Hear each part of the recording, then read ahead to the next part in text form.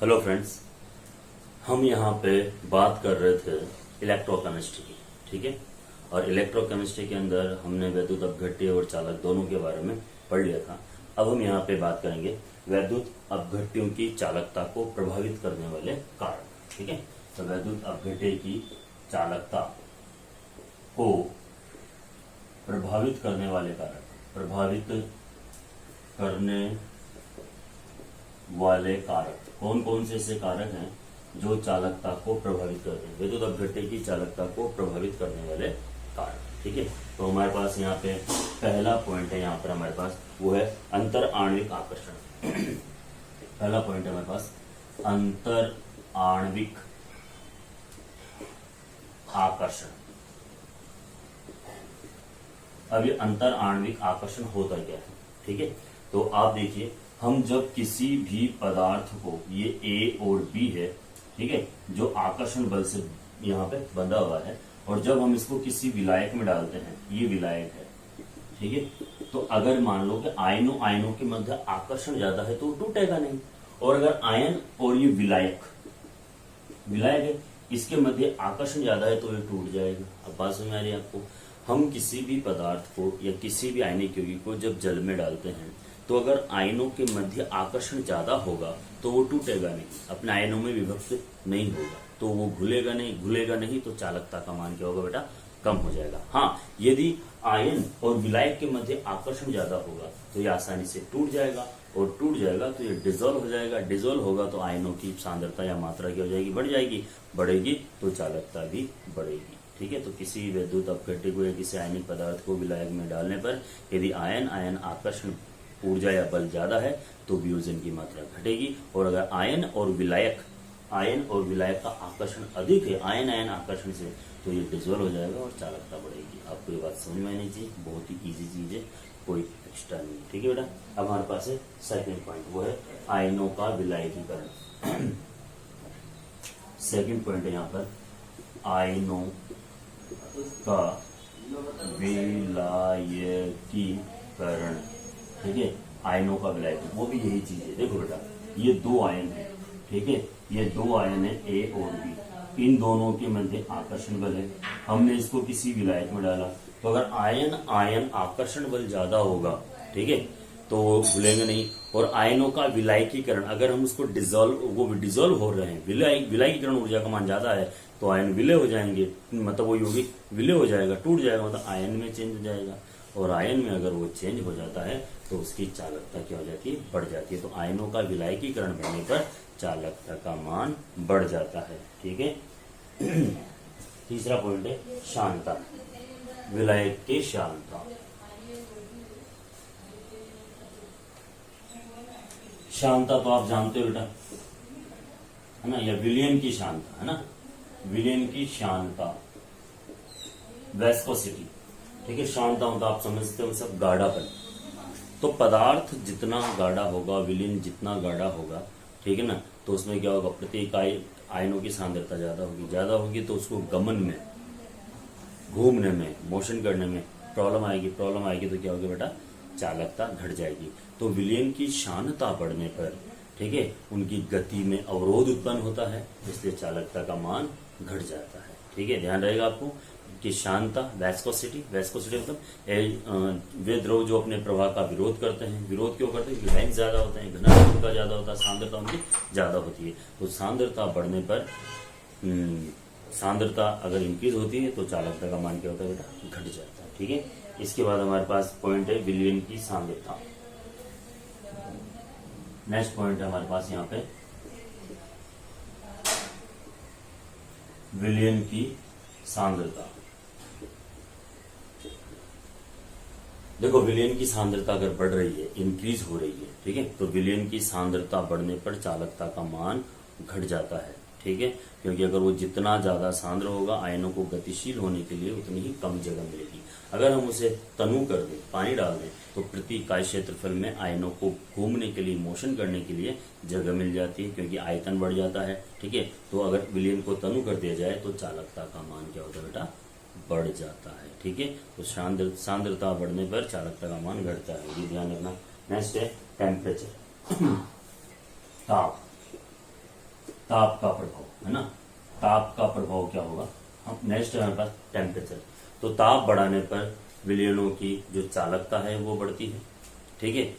ताप बढ़ाने पर चालकता का मान क्या होता है बेटा, इंक्रीज होता है, क्योंकि वैद्युत अपघट्य के आयनन की मात्रा जो है, जो डिजोल्यूशन पावर है वो भी क्या होता है, बढ़ जाता है। और वैद्युत अपघटन के व्यवहार में धात्विक चालकों के व्यवहार के विपरीत होती है, क्योंकि धात्विक चालकों की चालकता ताप बढ़ाने पर घटती है।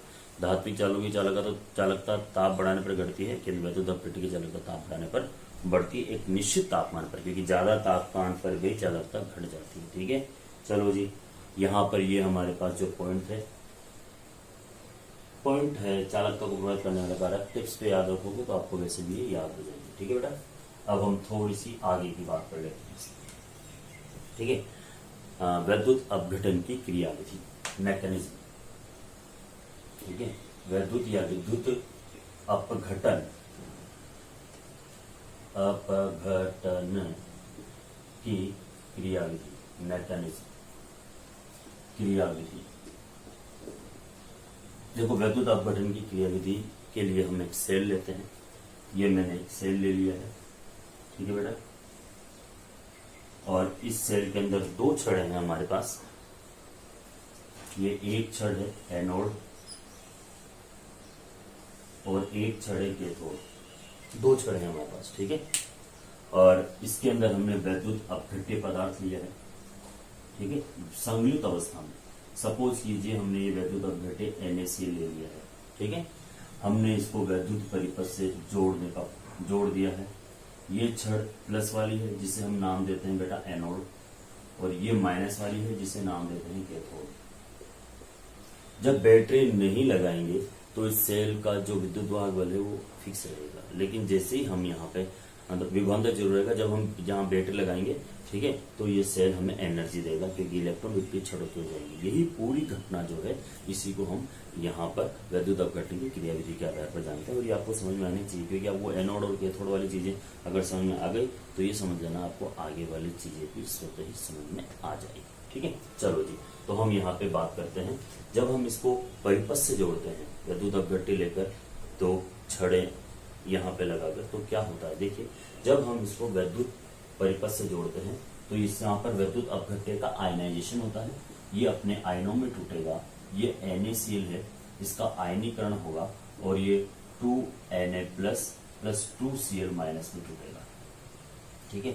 2Na प्लस और ये Na माइनस Cl माइनस में टूटेगा। अब देखिए, जब ये आयनों में टूट जाएगा तो ये आयन विपरीत छड़ों की ओर गति करेंगे। तो ये आयन विपरीत छड़ों की ओर गति करेंगे। तो देखिए, एनोड पर क्या होगा, आपको पता है एनोड क्या होती है बेटा, धन आवेशित छड़ होती है, ठीक है ना। तो उस पर क्या आएंगे, हमेशा माइनस वाले आएंगे। तो एनोड पर क्या होगा, एनोड प्लस वाली है ना। तो यहाँ पे मैं सबसे पहले कैथोड लिख देता हूँ, है ना, थोड़ा सा, है ना। कैथोड माइनस वाली है, तो यहाँ पे प्लस वाले आयन आएंगे, ठीक है। ये प्लस, और ये इलेक्ट्रॉन ग्रहण करेंगे, और इलेक्ट्रॉन ग्रहण करके क्या बनाएंगे, सोडियम धातु, ठीक है। दूसरा देखिए, एनोड पर क्या होगा, वैसे हमेशा हम एनोड को ही लिखते हैं ना। एनोड पर क्या होगा, एनोड प्लस वाली छड़ है, तो ये माइनस वाले आएंगे, माइनस वाले आकर इलेक्ट्रॉन त्यागेंगे, और इलेक्ट्रॉन त्यागना ऑक्सीकरण होता है। और मैंने हमेशा पहले आपको बोला था कि एनोड पर हमेशा क्या होता है बेटा, ऑक्सीकरण होता है, ऑक्सीडेशन होता है, ठीक है। तो ये इलेक्ट्रॉन लूज करके ये त्यागे गए इलेक्ट्रॉन सोडियम ग्रहण करता है, इसलिए पहले हम एनोड को लिखते जाता है, ठीक है। सोडियम ग्रहण करके, मतलब सोडियम आयन ग्रहण करके सोडियम धातु बनाते हैं। तो आपको यहाँ साफ साफ दिखता है कि एनोड पर तो क्लोरीन गैस मुक्त होती है और कैथोड पर सोडियम नहीं होता है, क्योंकि वैद्युत अपघट्य जलीय विलयन लिया है हमने। तो क्या होगा बेटा, ये सोडियम जो है ये अभिक्रिया करेगा वाटर से, जल से, और जल से अभिक्रिया करके ये बनाएगा NaOH और प्लस हाइड्रोजन गैस मुक्त। तो यहाँ पर ये बहुत सी बार कंपटीशन में, छोटे मोटे कंपटीशन में पूछते हैं कि NaOH के जलीय विलयन का वैद्युत अपघटन करने पर एनोड पर कौन सी गैस या कौन सी धातु मुक्त होगी, ठीक है। कैथोड पर क्या होगा, ये पूछा जाता है। नहीं तो हम एक और चीज यहाँ पे ऐड कर देते, संगलित NaCl। संगलित मतलब गला हुआ है, घोला हुआ नहीं है। तो संगलित अवस्था में केवल सोडियम धातु ही आपको मिलेगी, कैथोड पर हाइड्रोजन गैस नहीं मिलेगी। तो संगलित और विलयन दोनों चीजें आपको यहाँ पे ध्यान में रखनी है। ठीक है बेटा, ये पूरा विद्युत अपघटन की क्रियाविधि है जो कि आपके सामने है। ओके, अब हम यहाँ पे बात करेंगे विद्युत अपघटन के नियम। विद्युत अपघटन के नियम जो भी इसी से ही रिलेटेड है। ध्यान रखना, कैथोड पर कुछ मिला है हमें, धातु या कोई पदार्थ, है ना, ये ध्यान रखना। छड़ों पर कुछ ना कुछ मुक्त हुआ है, ये ध्यान रखना, ताकि आपको ये विद्युत अपघटन के दो नियम है, फैराडे का प्रथम नियम और फैराडे का द्वितीय नियम, ये दोनों भी बड़े आराम से समझ में आ जाएंगे।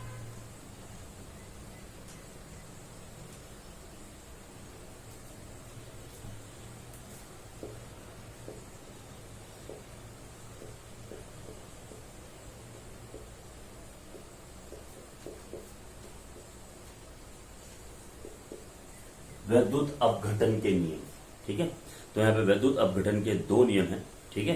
तो जो वैज्ञानिक फैराडे द्वारा दिए गए, तो उसी के रेस्पेक्ट में उसका नाम रखा गया है। पहला है फैराडे का प्रथम नियम, फैराडे का प्रथम नियम, first law of Faraday, Faraday का प्रथम नियम, ठीक है। तो फैराडे का प्रथम नियम क्या कहता है? देखिए, अभी आपने विद्युत अपघटन की क्रियाविधि देखी थी, उसमें आपने देखा था छड़ों पर कोई ना कोई पदार्थ मुक्त हुआ था ना, NaOH, हाइड्रोजन गैस या सोडियम संगलित अवस्था में लेते हैं तो या क्लोरीन, इसी से ही ये फैराडे का प्रथम नियम है। और मैंने ऊपर बैटरी लगा के उसको ऊर्जा भी दी थी, ठीक है। तो यहाँ पे फैराडे का जो प्रथम नियम है वो क्या है? विद्युत अपघटन के दौरान किसी इलेक्ट्रोड पर मुक्त हुई पदार्थ की मात्रा, विद्युत अपघटन के दौरान किसी छड़ या इलेक्ट्रोड पर मुक्त हुई पदार्थ की मात्रा, ठीक है, उसे दिए गए आवेश या धारा के समानुपाती होती है, प्रवाहित होने वाली विद्युत धारा की मात्रा के समानुपाती होती है। इसे फैराडे का प्रथम नियम कहते हैं। तो मैं लिख देता हूं यहाँ पे, विद्युत अपघटन के दौरान, विद्युत अपघटन के दौरान किसी इलेक्ट्रोड, छड़ लिखो या इलेक्ट्रोड लिखो ना, किसी इलेक्ट्रोड पर मुक्त पदार्थ की मात्रा, मुक्त पदार्थ की मात्रा, प्रवाहित या दी हुई प्रवाहित धारा की मात्रा के समानुपाती होती है। That is the first law of thermodynamics, ठीक है। अब हम देख लेते हैं, ये एक विद्युत अपघटन का चित्र बना देता हूं मैं आपके पास, ठीक है। ये विद्युत अपघट्य सेल ऐसा, इसमें मैंने ये दो छड़ें लगा दी हैं आप लोगों के लिए, ठीक है बेटा, और मैंने इसको बाह्य परिपथ से जोड़ दिया है इस प्रकार से। ये प्लस वाली छड़ है, ये माइनस वाली छड़ है, और ये विद्युत अपघट्य है। तो जब हमने यहाँ पे बैटरी जोड़ी तो क्या होगा? यहाँ पर कैथोड पर और एनोड पर कोई पदार्थ की मात्रा निक्षेपित हुई।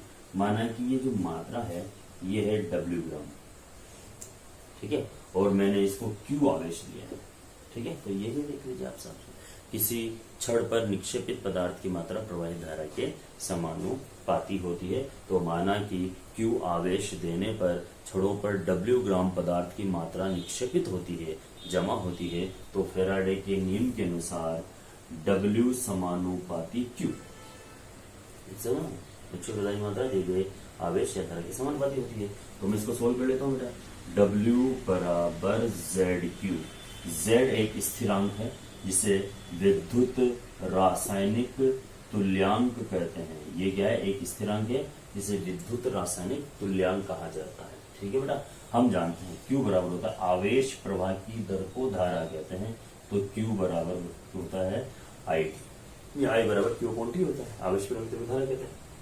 तो यहाँ लिख सकते हैं अपन W बराबर ZIT, लिख सकता हूँ। अब देखो यहां से हम इसकी परिभाषा निकाल सकते हैं Z की, विद्युत रासायनिक तुल्यांक की। देखिए I क्या है? धारा, जिसको अपन एम्पियर में मापते हैं, T क्या है? समय, जिसको अपन सेकंड में या मिनट में कैसे माप सकते हैं, ठीक है।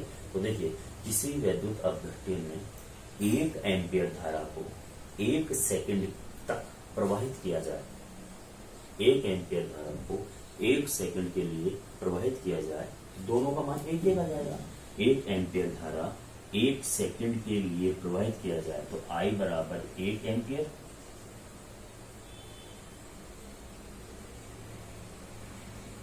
और T बराबर 1 सेकंड। ठीक है, 1 एम्पियर धारा 1 सेकंड के लिए प्रवाहित की जाए तो छोरों पर निक्षेपित पदार्थ की मात्रा विद्युत रासायनिक तुल्यांक Z के बराबर होती है।